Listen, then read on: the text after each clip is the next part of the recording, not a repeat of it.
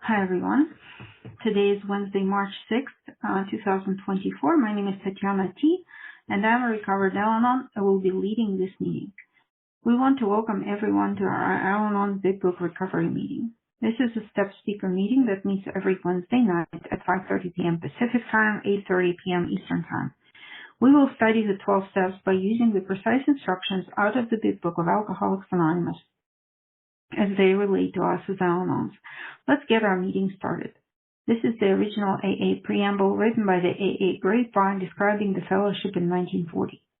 We study the preamble with an open mind and open heart to consider how it applies to Al-Anon. This helps us to stay focused on the message of recovery the pioneers intended while observing the traditions in action. Through the actions taken based on the instructions of the basic text, we comprehend what the pioneers meant when they described the membership of AA, which is that they work the program of recovery and they no longer drink. In our case, we no longer obsess over the alcoholic. Through continuous action and study of these principles, the understanding of the value of the original preamble reveals itself. We ask for your humble consideration of our sincere admiration. I'm actually gonna our sincere admiration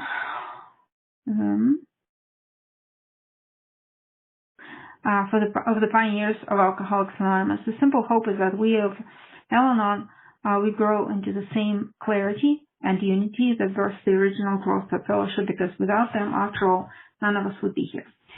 The original AA preamble.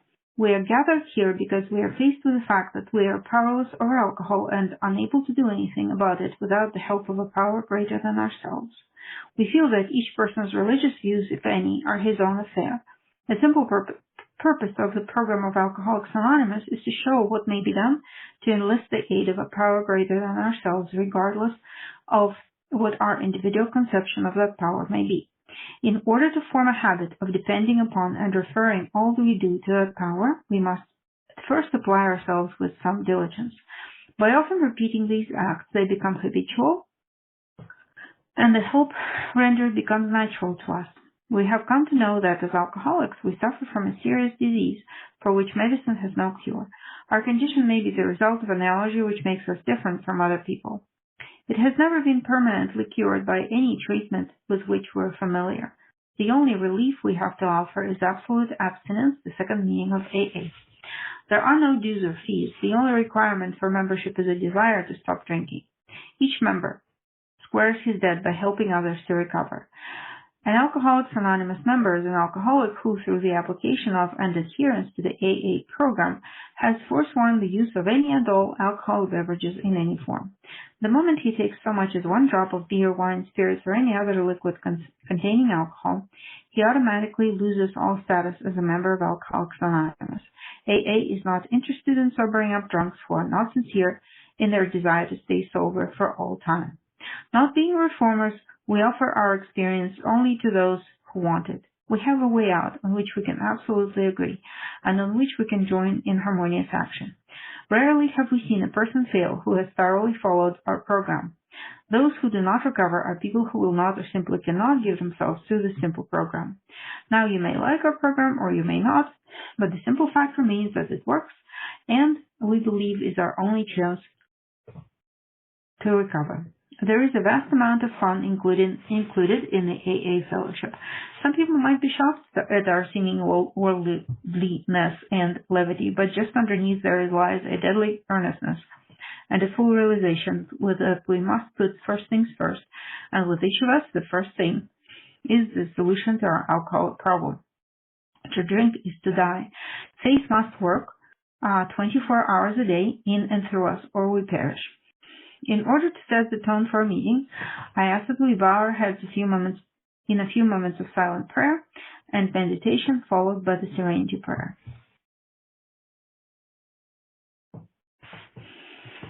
Serenity prayer. God, grant me the serenity to accept the things I cannot change, the courage to change the things I can, and the wisdom to know the difference. Thy will, not mine, be done. I wish to remind you that whatever is said at this meeting expresses our own individual opinion as of today and as of this up to this moment. We do not speak for AA as a whole, and you are free to agree or disagree as you see fit. In fact, it is suggested that you pay no attention to anything which might not be reconciled with what is in the AA Big Book. If you don't have a Big Book, it is time you bought one. Read it, study it, live with it. Follow the directions in it and learn what it means to be an AA. This is the end of the preamble. Now, a sponsor is anyone who has had a psychic change as a result of working the steps and has the willingness to work with others. For those looking for a sponsor to guide them through the steps, please stay tuned and have your pens ready to record phone numbers immediately after the meeting. Each Al-Anon group ought to be a spiritual entity having but one primary purpose, that of carrying the message of the Al-Anon to the Al-Anon who still suffers. This is our primary spiritual aim. Our job as a group is to provide people with a place to learn about and work the steps. It has been our experience that working the steps consistently provides us with a better, saner life. We consider all else to be an outside issue. This includes personal problems. The proper venue for sharing such problems is with a sponsor. This is, after all, where real recovery takes place, in working the steps with a sponsor. We're just so glad we're all here, and we're all here because we're not all there. There will be a period of fellowship after the meeting. If you have questions, if you need a sponsor, if you need to check in or get current, if you want to discuss other literature, please stick around for the fellowship. That would be a better time for these subjects. All right, so today we're going to talk about steps 1 through 3, and especially step 1. Because step 1, especially for Al-Anon, when you understand step 1, when you really, first understand what it means, and then as it applies to you, if you really feel it on like every possible level, your gut level, your bone marrow level, whatever, like once you know you're screwed with this illness, and once you know that it's never going to get better unless you take some serious action, you can, I don't know, spend the rest of your life like kind of in this state where like the state I was, where I sort of like, I really wanted the solution. I mean, I tried a bunch of different things, but I wasn't getting better. I was temporarily getting relief.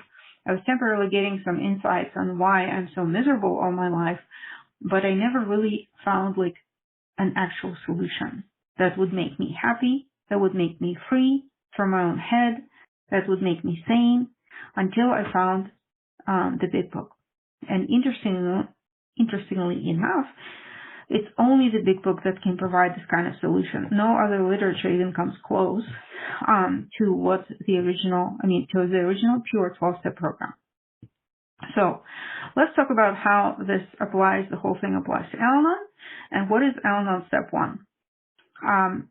Maybe a little bit of a backstory on why I qualify to talk about this is I grew up with my father, whom I loved very much, but he was an alcoholic. And we had, all possible kind of, dysfunction in our family. Growing up with alcoholism, I grew up like some people say, some professionals say it's like growing up with an alcoholic dad. It's kind of going through a war, growing up in a wartime. And my personality definitely got very warped, maybe for other reasons, but, definitely this was a factor that we had no stability. I mean, we had financial stability, we had like physical safety, but we never knew whether our dad, would freeze to death somewhere, it wasn't back in Russia, or he would be, do some other unpredictable things. So it was everything kind of revolved around alcoholism. And I also became like, I had all kinds of like symptoms, codependency or Al-Anon, the illness of Al-Anon has a bunch of different symptoms.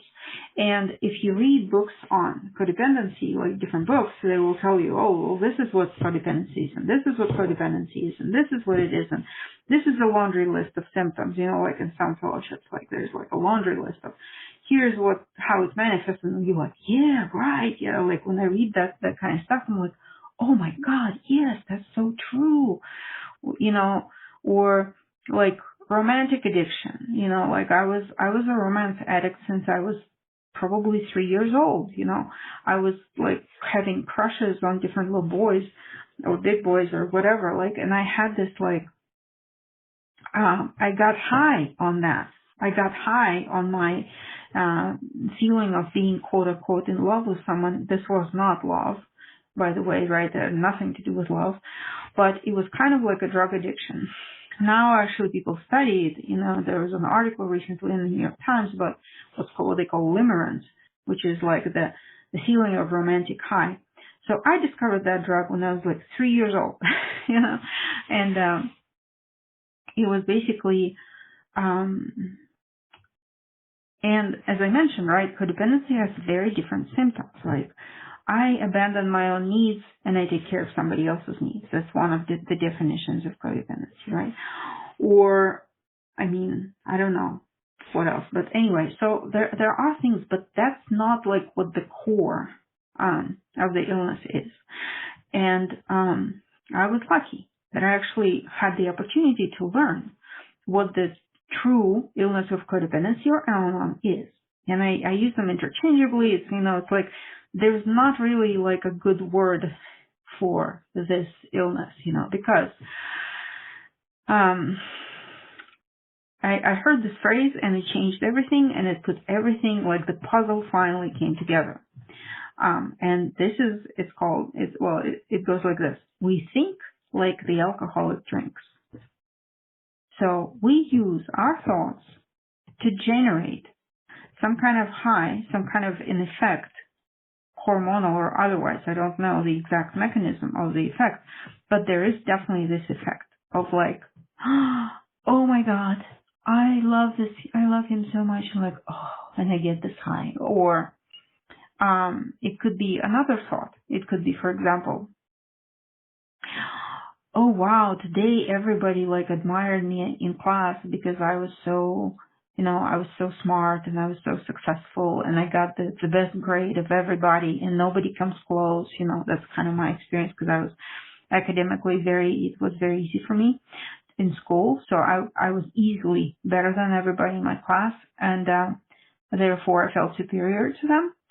And so in this kind of scenario, I also got kind of like ease and comfort from my thoughts. It's like, yeah, I'm better than everybody. Wow, I'm so cool, right?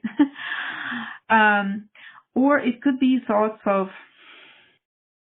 fantasies, or arguments in my own head when I argue with my, for example, when I was trying to get my dad to stop drinking.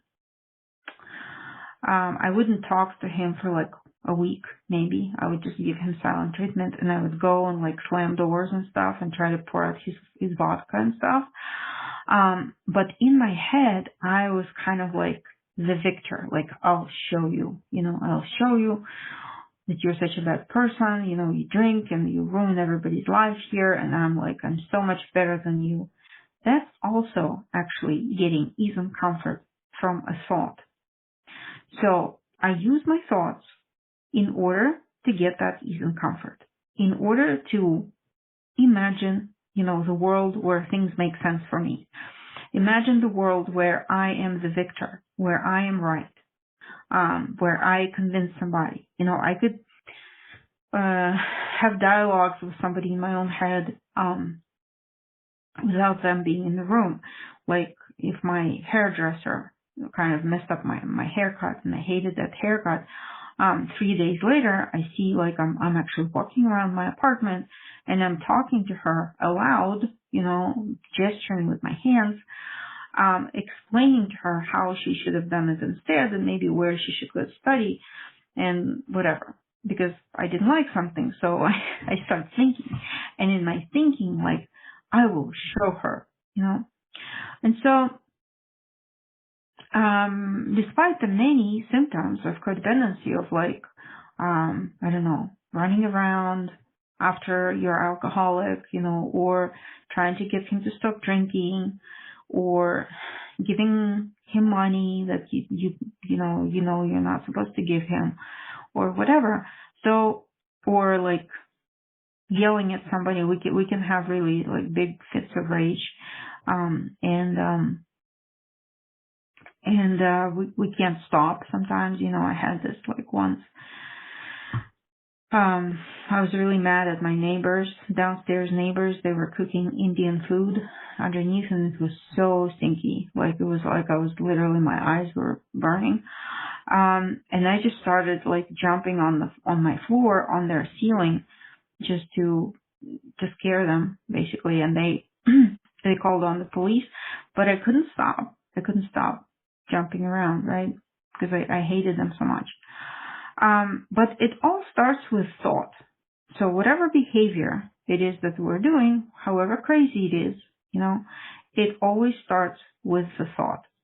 So we think like the alcoholic drinks.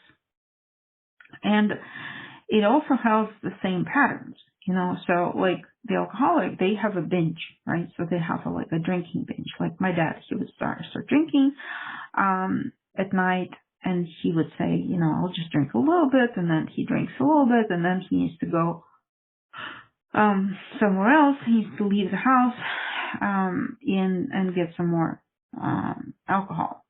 And so the same for me. So I had, before I recovered, I had these thought binges, which are, for me, they became kind of more apparent after I've already worked the 12 steps in a different program. So I already was like very aware of my thinking.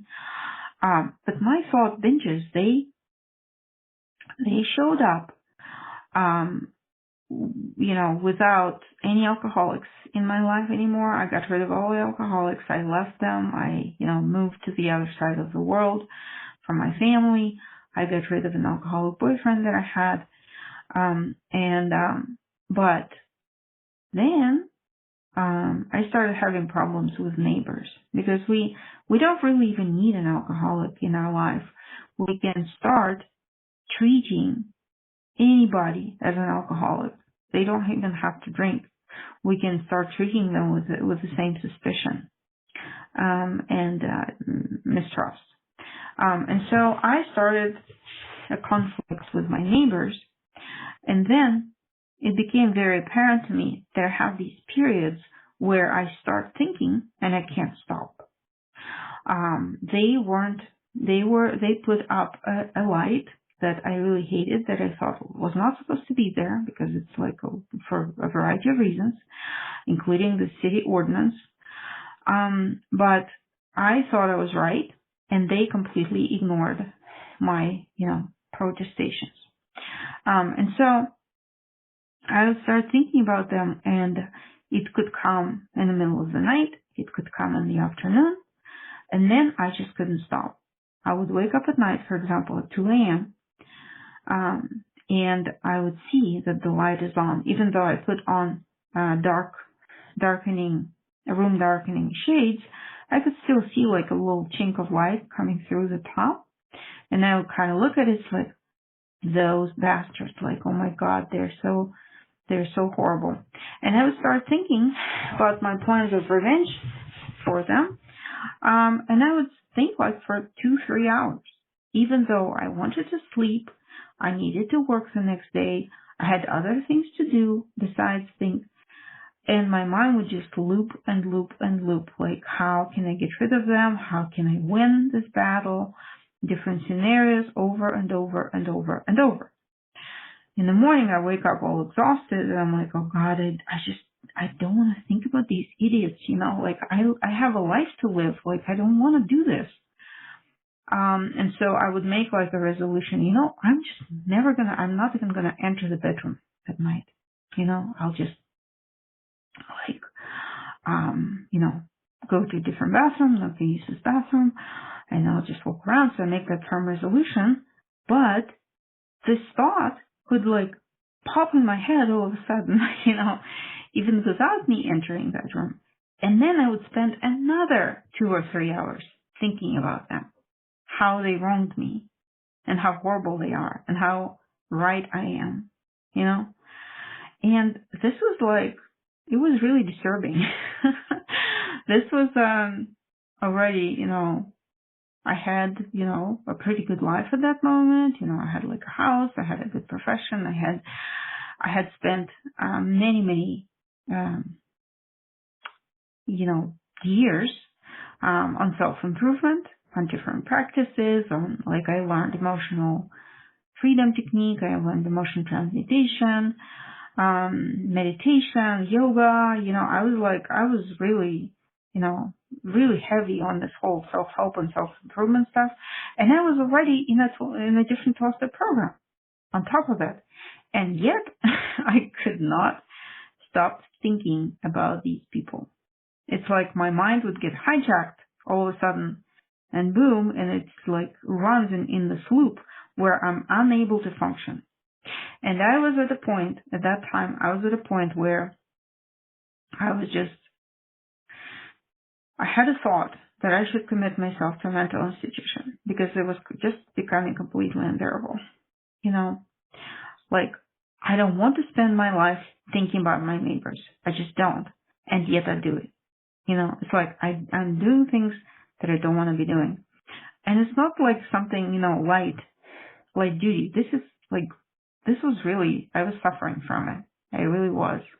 It's like my brain was almost hurting, And I didn't know, like, where do you go with this problem? I hate my neighbor's problem. Where do you go with that? Right? Is there like a Neighbor Haters Anonymous? But I was lucky enough that my sponsor sat me down and said, okay, I've had enough of you. She had been telling me for 3 years before then that you're an Al-Anon. I'm like, I'm not an Al-Anon. Like, leave me alone. She's like, nope, you're an Al-Anon. I said, okay. She said, okay, we're going to have to work Al-Anon program now. I'm like, Al-Anon, why? What does it have to do with anything? But turns out, under this code name of Al-Anon illness and recovery from the Big Book, comes the biggest freedom a person can have. It's like the most amazing, wonderful, miraculous thing that I was searching for my entire life. Came to me through working this program. And it's called the 12 Steps, and it's called the 12 Steps of, 12 Steps of AA applied to Al-Anon. To our, from their drinking problem to our thinking problem. And once I understood that, it's like, oh my God. It's like I manufacture my own drugs through my own thoughts. Okay? And just as any drug addiction, this comes with consequences. And so it becomes worse and worse and worse. It progresses, right?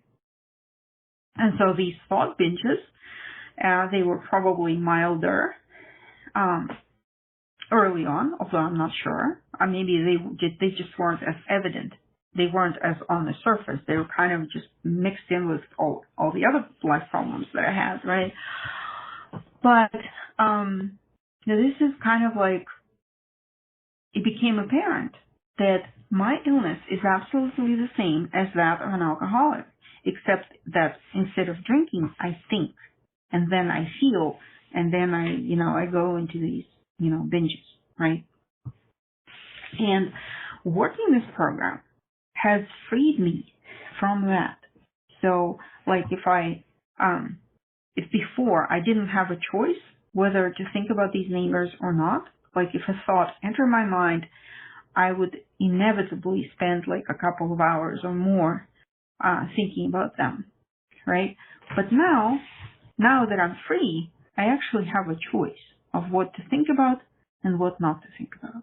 It's like, like Scarlett O'Hara, I think there was a quote I heard from Gone with the Wind. It's like, I'll worry about it tomorrow, or I'll think about it tomorrow, right? I now have that same choice, of a sane, normal person. That, like, you know what? Why worry? Why worry about those neighbors? Just leave them alone. Al-Anons cannot leave anybody alone. So we kind of like, I described, right, what our drug is, right? And it's not the only, it's not the only description of how we get high from our thoughts. There are a variety of different thought patterns that you can do in order to make you feel like what you want to feel. But it's basically any kind of activity or any kind of thought that makes you feel special, that makes you feel better, makes you feel right. Well, you don't technically feel right, but it's like, like I am the star of the show. When I was obsessing about my neighbors, the crux of that obsession, it took me like a year or a year and a half to crack it. Like, why am I obsessing about my neighbors, right? And then it finally kind of came to me that the idea of obsessing about them is that I kind of elevate myself, elevate my status in this kind of resentment. Like, I am better than them. I lived there longer than they did, they should listen to me. And this kind of like, I am right, I am special, I am like the queen of the neighborhood, so to speak. That was the essence of those thoughts, and that gave me ease and comfort. Or when I am, trying to rescue like an alcoholic. I had an alcoholic boyfriend. I had the distinct pleasure of observing an alcoholic's cycle of their illness as well.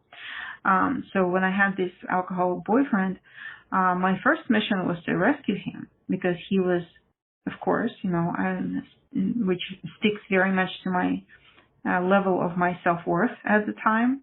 I got involved with a person 10 years older than me, on disability, living with his parents, and unable to walk very far. So this was a prime candidate, but he was like larger than life. He has a great personality, but I'm like, oh my God, I'm going to rescue him. We're going to be this amazing couple, and he will be grateful, and he will never forget me. I will be the wonderful, the main star of his life.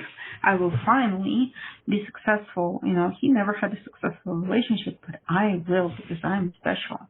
And I'm going to rescue him. So I rescued him. I basically, he started walking again, because I put him on supplements, and I I ended up like buying a house, well, for me, and he of course moved in with me, and it was like all that kind of stuff. So thinking about him, right? So again, I'm running a fantasy. Oh my God, we're such a wonderful couple. Oh wow. He's so good looking, and now I'm next to him. I'm also probably good looking too, because I always hated myself as far as the looks go. Or even with my husband, when I was married, it was really funny. I actually had almost two husbands. One was an imaginary husband, and one was the real husband. So I was in love with the imaginary husband because he had status. He was a PhD in physics, and still is, but he's the super smart, unique guy. And he's so special, and I love him so much. But then, when I come home and I see the real person, then I'm not as much, and not so keen in connecting with him or talking to him or whatever. So I basically, it was just I used him to feed my fantasy, and I didn't quite care as much about him as a person. I just cared about what he gave me, And then 12 years later, one fine morning, I woke up, I'm like, I'm done. Goodbye. So it's kind of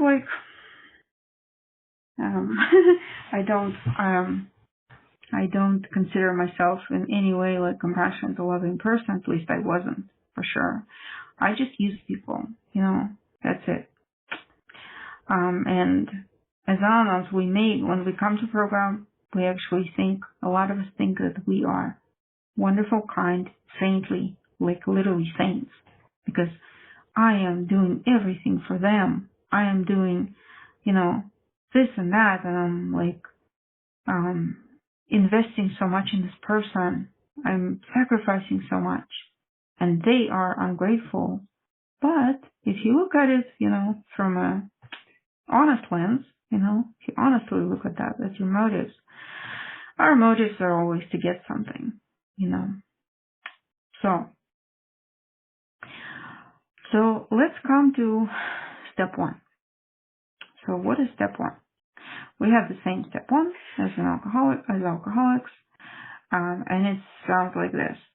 We admitted we were powerless over alcohol, as our lives have become unmanageable.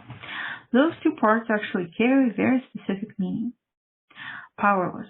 What does it mean, powerless over alcohol?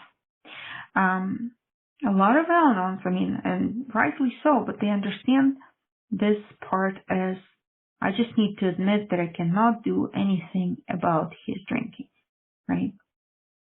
I cannot do anything about my dad's drinking, okay? But this applies to every single person, every single, 7 billion people on this planet. This is true for everybody, right?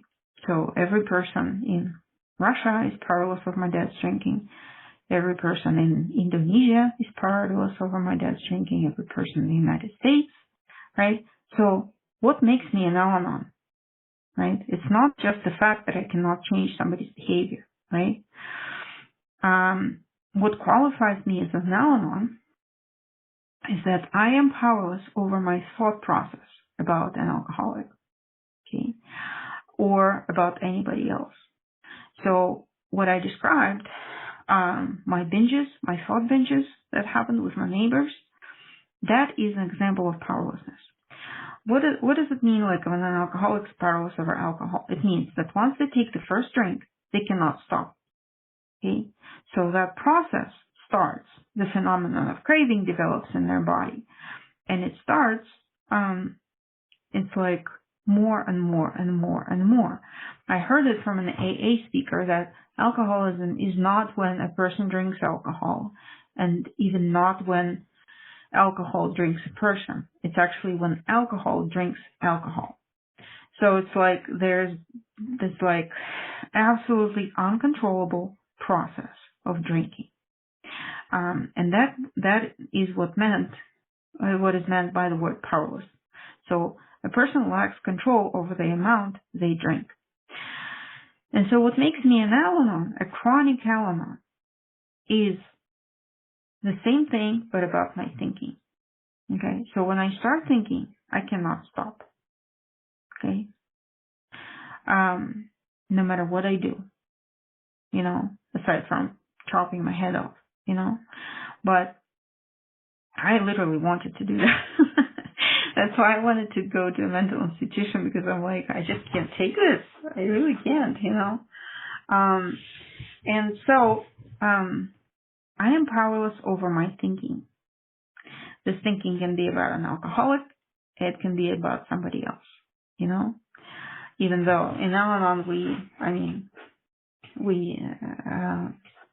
in order to be a member of Al-Anon, you need to have a alcohol problem in your family. And that's fine, But the nature of our illness is not that we have an alcoholic in our life. It's that I cannot stop thinking, and my thought process is just like an alcoholic's drinking. And our lives have become unmanageable. This is the kind of like the moment of truth part of step one. And I love step one. This is my most favorite step, because it's kind of like, it's that final frontier, of trying to find some kind of satisfaction, happiness, joy in this world. And then you fail. So my life has become unmanageable. And maybe I'll later explain what I mean by that. My life has become unmanageable when, again, in the example with the neighbors, I made a firm resolution. I am never going to think about them again. I am never going to lose one more hour of sleep over these, people. They don't deserve it. They don't deserve my attention.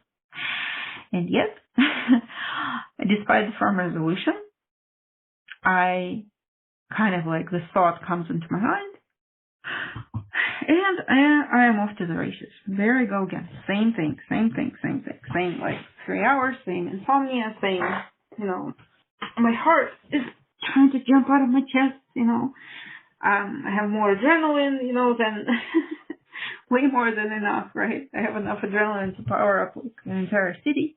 And no matter how many firm resolutions I make, no matter how many slogans I study and I memorize, no matter how much knowledge I have, all of this, I'm completely defenseless against that first thought, just like an alcoholic is without defense against the first drink, right?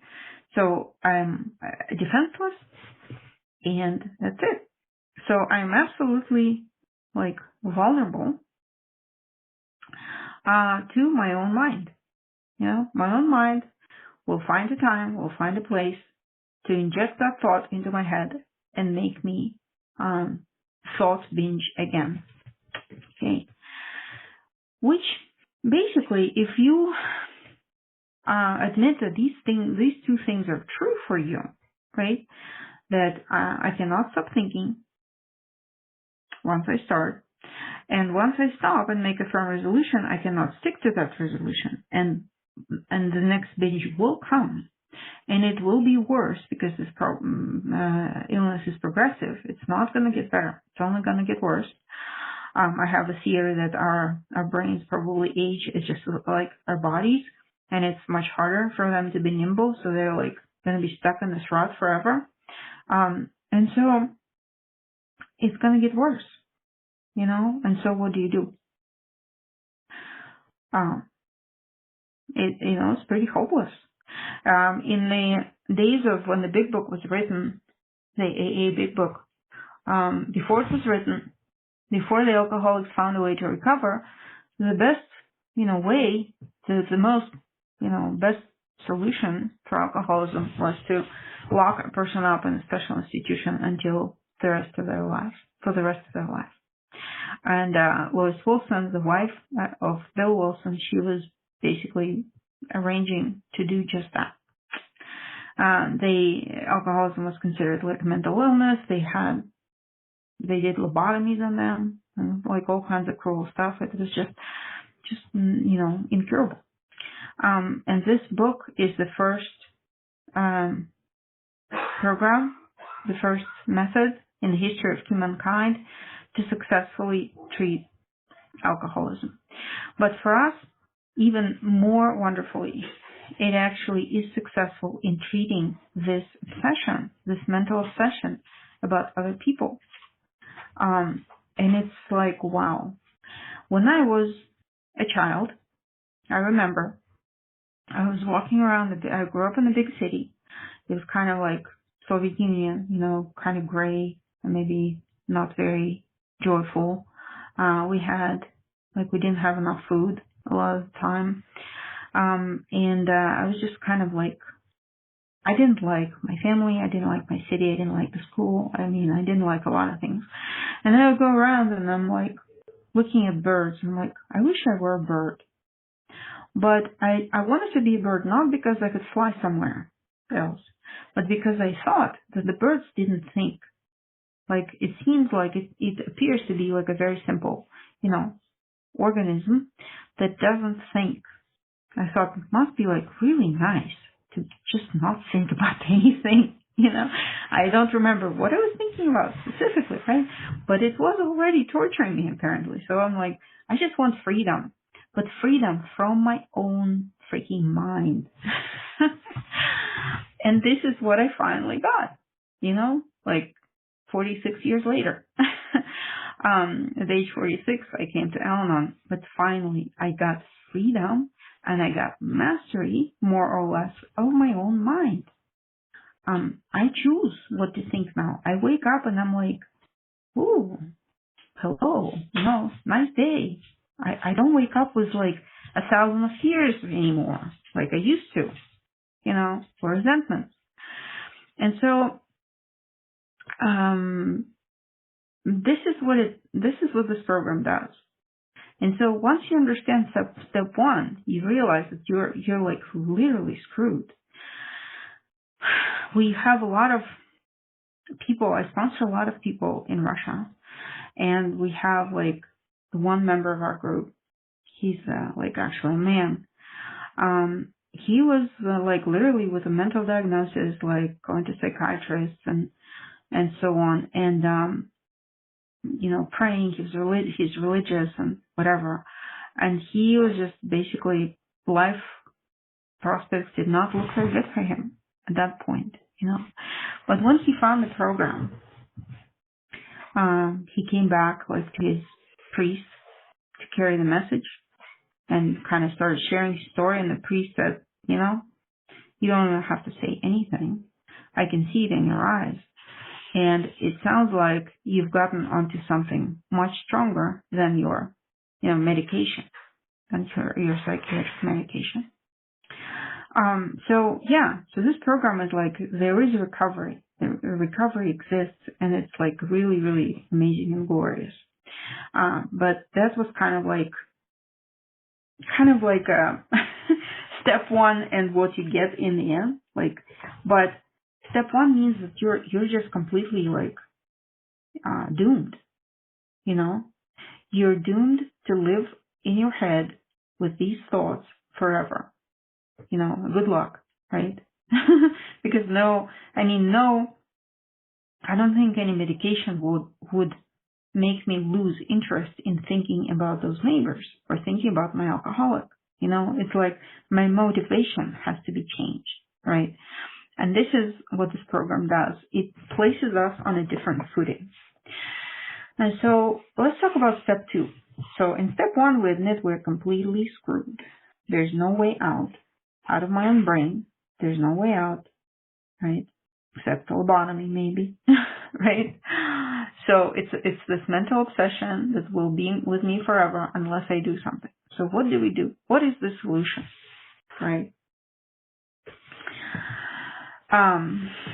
The solution is came to believe that a power greater than ourselves could restore us to sanity, right?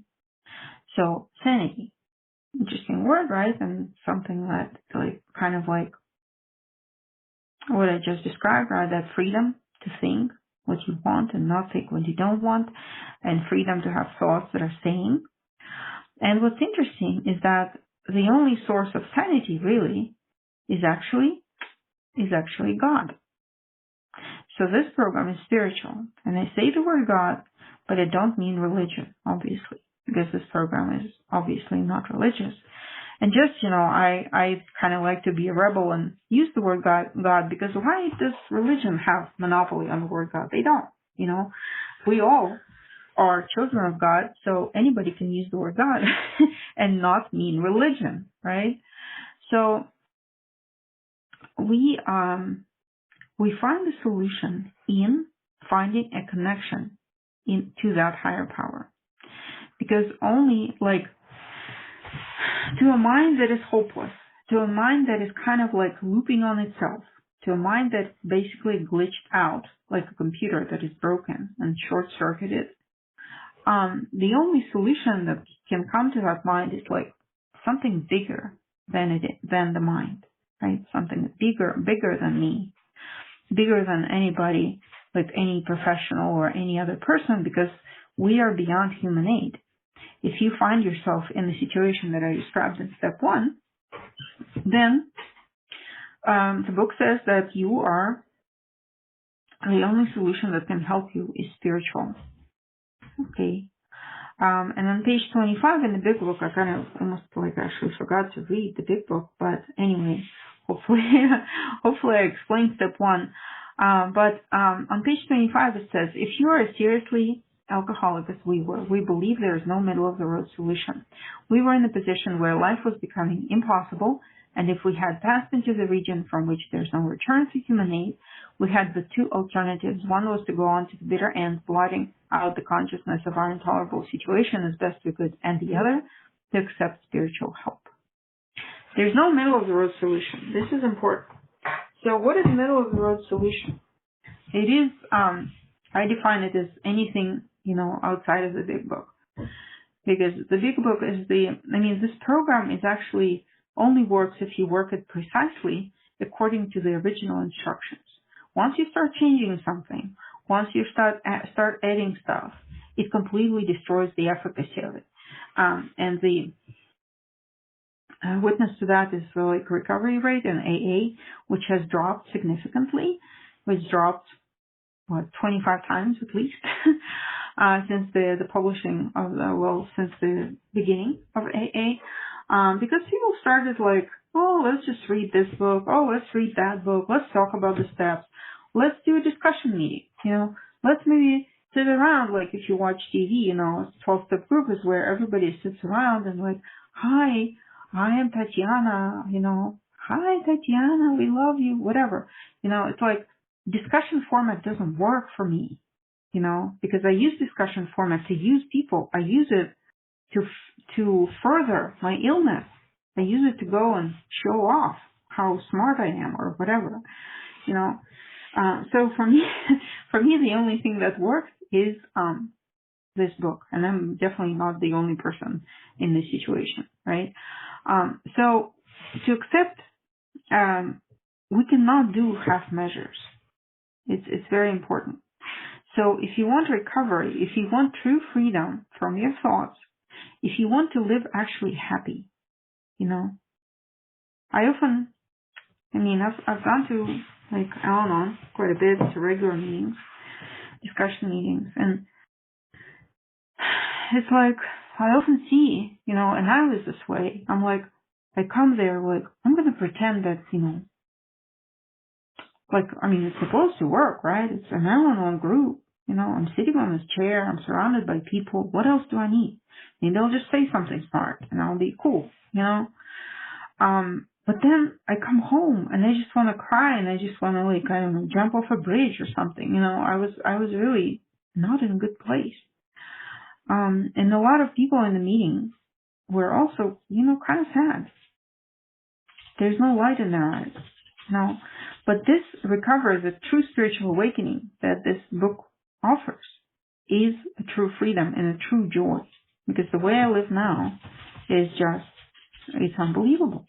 It's unbelievable. The amount of joy, the amount of like feeling that I'm at the right place at the right time. I'm happy. I have exactly what I need. I'm creatively fulfilled and everything. It's like, it's amazing. So we cannot do half measures, right? We need to accept spiritual aid, spiritual help, and it's done through working the steps with a sponsor using the big book. Okay. And step 2, accepting spiritual help, comes very logically. It's kind of like a logical continuation of step 1. Step 1 is kind of like basically you're on an airplane that's going down and it's going to crash into the ground. There's no, you don't have a choice in that, right? So you're definitely going to die. Maybe not physically, although, Al-Anons could die physically. Actually, my mom died from Al-Anon illness by rescuing my dad and doing things she should not be doing. And she basically died before her alcoholic husband. But majority of us is just like die the spiritual death, where you just like basically like a living corpse, and whatever, the form that takes for different people. But that's like one alternative, right? And the other is to get spiritual help. Okay. And we do that by, working these steps, right? And living in steps 10, 11, and 12 for the rest of our lives.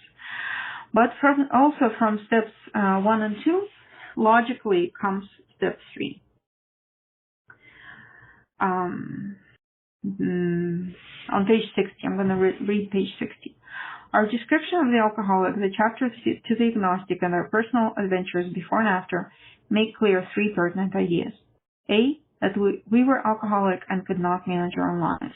That is step 1. That probably no human power could have relieved our alcoholism.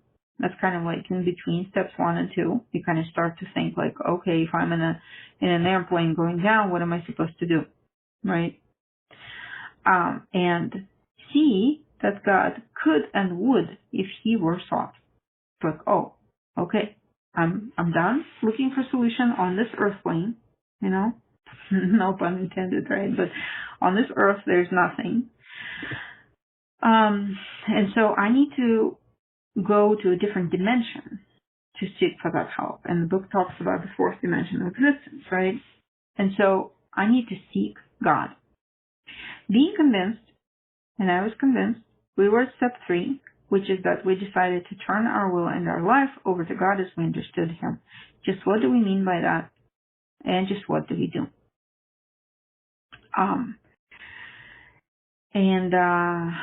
We do the steps. We need a sponsor. Okay, we absolutely need a sponsor who will guide us, who has had a spiritual awakening. A sponsor is a person whose recovery you want, and then you're willing to do whatever they did, right? And I was at the point where I was completely, I was absolutely terrified of my own mind.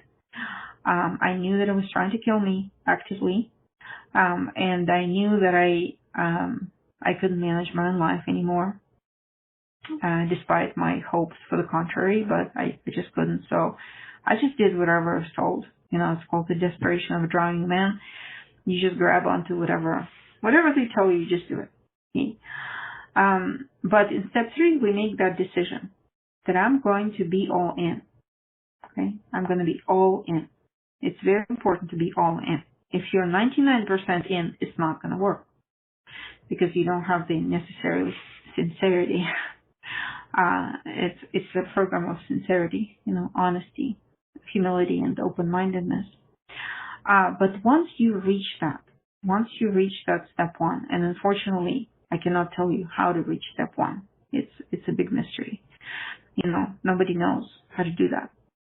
Just go be codependent a little bit more, and then let that illness, show you when is the right time to do the program.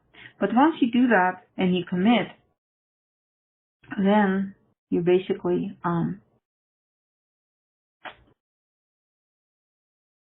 you practically guaranteed to recover if you have the sponsor who knows exactly how to work the book exactly.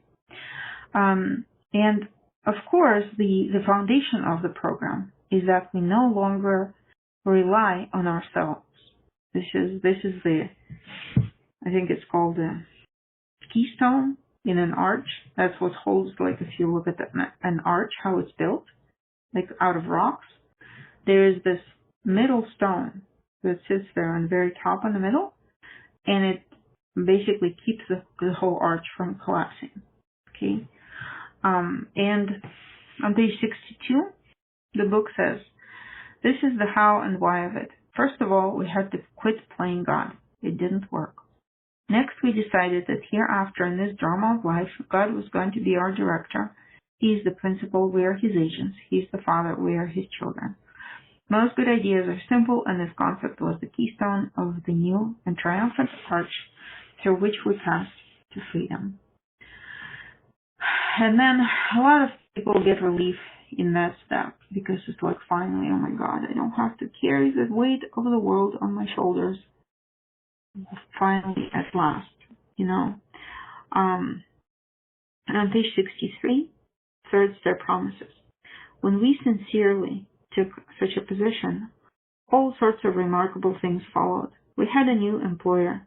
Being all-powerful, he provided what we needed if we kept close to him and performed his work well. Established on such a footing, we became less and less interested in ourselves, in our little plans and designs. More and more, we became interested in seeing what we could contribute to life.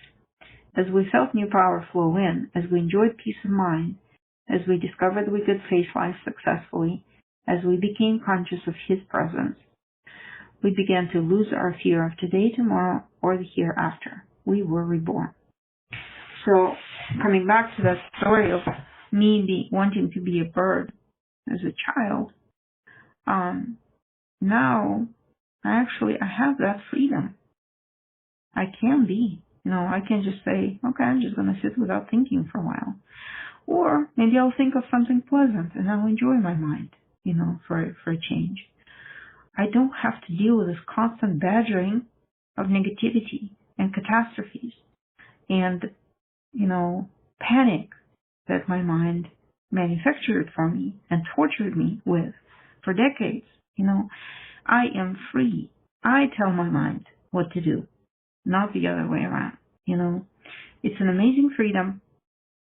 And so if you're craving that, dial into one of our meetings and find a sponsor and recover. So with this, I'm going to start the closing. Seventh tradition. Every group ought to be fully self-supporting, declining outside contributions. The group does not have a payment structure in place and currently requires no overhead expenses. If you would like to fulfill Tradition 7, please direct contributions directly to the Al-Anon World Service by visiting Al-Anon, al-anon.org. For questions about this meeting, or if you are looking for a sponsor, please send emails to alanonbigbookrecovery@gmail.com. Recordings can be accessed on YouTube by searching at Al-Anon Step Speaker in the YouTube search box. All one word, Al-Anon Step Speaker. If you are interested in other Al-Anon meetings that follow the Big Book, please visit www.alanonbigbookssolutiongroup.org. Reading from Big Book, page 164. Our book is meant to be suggestive only. We realize we know only a little. God will constantly disclose more to you and to us. Ask Him in your morning meditation what you can do each day for the man who is still sick. The answers will come if your own house is in order, but you obviously cannot transmit something you haven't got. See to it that your relationship with Him is right, and great events will come to pass for you and for countless others. This is a great fact for us. Abandon yourself to God as you understand God. Admit your faults to Him and to your fellows. Clear away the wreckage of your past. Give freely of what you find and join us. We shall be with you in the fellowship of the Spirit, and you will surely meet some of us as you trudge the road of happy destiny. May God bless you and keep you until then. Now let's have a moment of silence for the Al-Anon who still suffers, followed by the Lord's Prayer, or a prayer of your own choosing said in silence. Who loves us and keeps us sane. Our Father, who art in heaven, hallowed be thy name. Thy kingdom come, thy will be done, on earth as it is in heaven. Give us this day our daily bread, and forgive us our trespasses, as we forgive those who trespass against us. And lead us not into temptation, but deliver us from evil. For thine is the kingdom, the power, and the glory, forever and ever. Amen.